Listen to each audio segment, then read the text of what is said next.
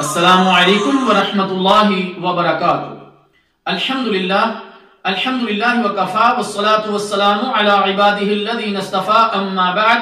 اللہم صلی علی محمد وعلی آل محمد. پچھلے درس میں غسل کب فرض ہوتا ہے اس ضمن کی کچھ باتیں وقت کے پیش نظر رہ گئی تھی، جس کو آج اس درس میں ہم انشاءاللہ بیان کریں گے. جنبی اور حیضہ کا قرآن پڑھنا اور اسے چھونا. حیض و نفاس اور جنابت کی حالت میں تلاوت قرآن کے بارے میں علماء کرام کا اختلاف ہے. صحیح بات یہ ہے کہ ان حالات میں حرمت تلاوت قرآن کے متعلق کوئی صحیح اور واضح حدیث نہیں ہے.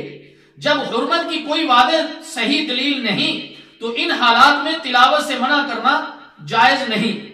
لہذا عورتیں ایسی حالت میں قرآن کی تلاوت کر سکتی ہیں، لیکن وہ قرآن کو چھو نہیں سکتی.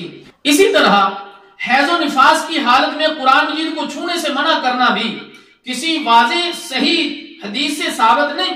لیکن اگر کسی صاف کپڑے وغیرہ سے قرآن کو چھوا جائے اور اسی کے ذریعے ورق گردانی کی جائے، یعنی ورق کو الٹ پلٹ کیا جائے، تو بہتر ہے. رسول اللہ صلی اللہ علیہ وسلم نے بی بی عائشہ صدیقہ رضی اللہ تعالی عنہ کو مصلی پکڑانے کا حکم دیا تو انہوں نے حیض کا عذر کیا، تو پیارے نبی صلی اللہ علیہ وسلم نے فرمایا ان حیضتک لیست فی یدک. صحیح مسلم. حیض تیرے ہاتھ میں تو نہیں ہے. معلوم ہوا کہ حیض کا اثر ہاتھوں میں نہیں ہوتا، ان سے کوئی بھی چیز پکڑی جا سکتی ہے. ایام حیض کے علاوہ پانی کی حیثیت.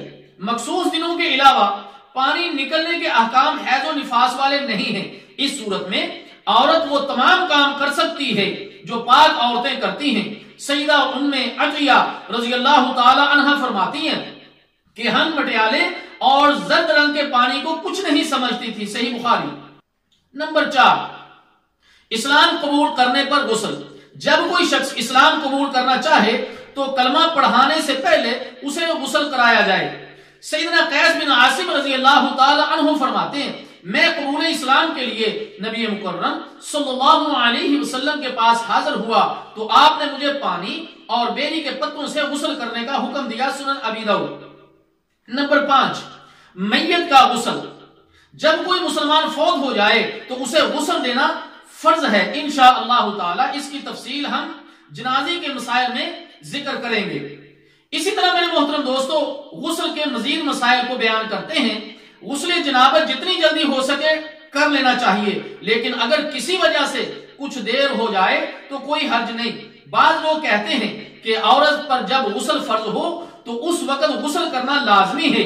یہ صحیح نہیں. بی بی سیدہ عائشہ صدیقہ رضی اللہ تعالی عنہ رسول اللہ صلی اللہ علیہ وسلم کے متعلق فرماتی ہیں ربما اغتسل فنام وربما توضأ فنام. صحیح مسلم. رسول اللہ صلی اللہ علیہ وسلم کبھی غسل کر کے سوتے اور کبھی صرف وضو کر کے سو جاتے.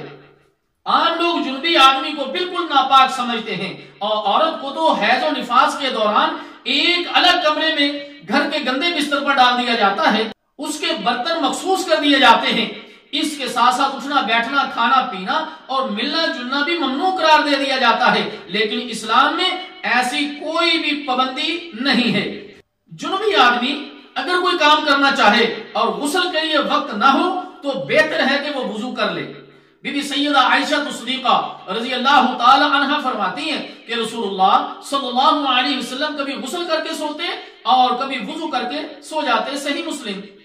اگر اس کے پاس وضو کے لیے بھی وقت یا پانی نہیں تو وضو کے بغیر بھی کام کر سکتا ہے، کیونکہ نبی مکرم صلی اللہ علیہ وسلم نے مومن کو نجس قرار نہیں دیا. اگر جنابت کا علم نماز کے بعد ہو تو اس کا کیا مسئلہ ہے؟ امام نے حالت جنابت میں نماز کروا دی اور اسے بعد میں علم ہوا تو وہ غسل کر کے تنہا اپنی نماز لوٹائے گا. سلیمان بن یسار رحمہ اللہ تعالیٰ فرماتے ہیں کہ عمر بن خطاب رضی اللہ تعالیٰ عنہ نے لوگوں کو نماز فجر پڑھائی. پھر جرف میں اپنی زمین کی طرف گئے تو انہوں نے اپنے کپڑوں میں احتلام کے نشانات دیکھے تو فرمانے لگے جب سے ہم چربی استعمال کرنے لگے ہیں تب سے رگیں بہنے لگی ہیں. پھر غسل کیا اور اپنے کپڑوں سے منی کو دھویا اور نماز دہرائی، لیکن واپس آ کر مقتدیوں کو نماز دہرانے کا نہیں کہا۔ موتھا امام مالک۔ اگلا مسئلہ ہے کہ اگر زیادہ غسل جمع ہو جائیں، ایک یا دو مرتبہ اس نے ہم بستری کی، یا ایک مرتبہ اس کو احتلام ہو گیا لیکن وہ غسل کیے بغیر سو گیا تو دوبارہ اس کو احتلام ہو گیا، تو اگر کئی غسل اکٹھے ہو جائیں تو سب کے لیے ایک ہی غسل جو ہے وہ کافی ہے، کیونکہ مقصد تو طہارت حاصل کرنا ہے اور وہ ایک غسل سے اس کو حاصل ہو جائے گی۔ غسل مستحب، ایسا غسل جس کا کر لینا بہتر ہے۔ نمبر 1 جمعے کا غسل، اس کے انشاءاللہ احکام و مسائل جمعے کے احکام میں اس کو بیان کریں گے انشاءاللہ۔ نمبر 2 میت کو غسل دینے سے غسل کا کرنا، اس کے انشاءاللہ احکام و مسائل جنازے کے احکام و مسائل کے ضمن میں بیان کریں گے۔ نمبر 3 عیدین کا غسل، جمعہ والے دن غسل کرنا افضل ہے، اور چونکہ یوم جمعہ کو عید قرار دیا گیا ہے لہذا عیدین والے دن بھی غسل کرنا افضل ہے۔ نمبر 4 احرام کا غسل، احرام باندھتے وقت غسل کرنا مسنون یعنی سنت ہے۔ سیدنا زید بن ثابت رضی اللہ تعالی عنہ فرماتے ہیں کہ میں نے نبی مکرم صلی اللہ علیہ وسلم کو دیکھا کہ آپ نے احرام باندھنے سے پہلے غسل کیا۔ نمبر 5 مکہ میں داخل ہوتے وقت غسل کرنا، مکہ مکرمہ میں داخل ہوتے وقت غسل کرنا بھی سنت ہے۔